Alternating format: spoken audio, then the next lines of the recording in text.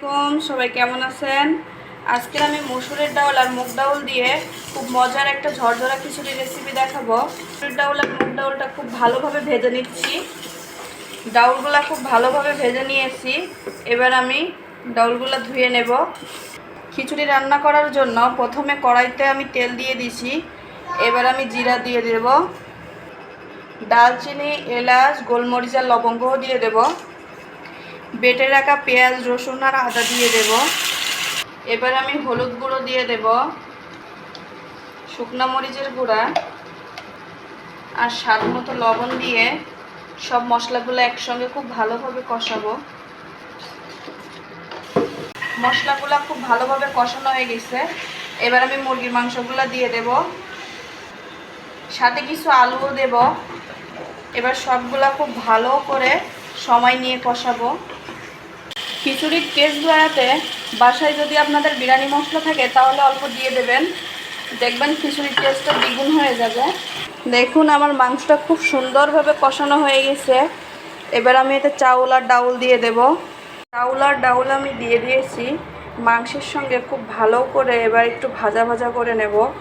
সবগুলা খুব ভালোভাবে ভেজে নিয়েছি। এবার আমি পানি দিয়ে দেব পরিমাণ মতো।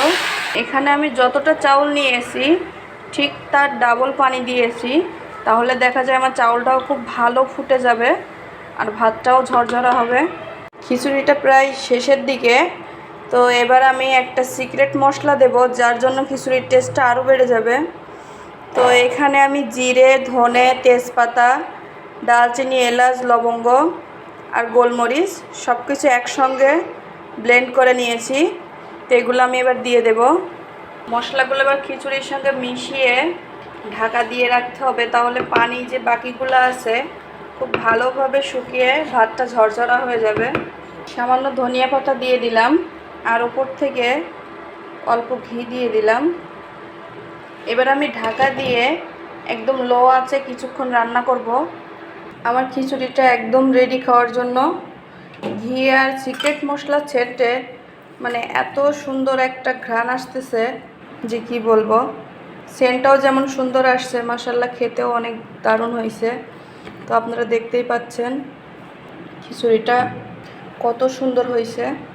তো এভাবে আপনারাও বাসায় মুরগির মাংস দিয়ে ঝরঝরা খিচুড়ি তৈরি করে বাসার সবাইকে খাওয়াবেন। আশা করি আপনাদের বাসার সবাই পছন্দ করবে। তো কষ্ট করে আমার ভিডিওটি দেখার জন্য অসংখ্য ধন্যবাদ।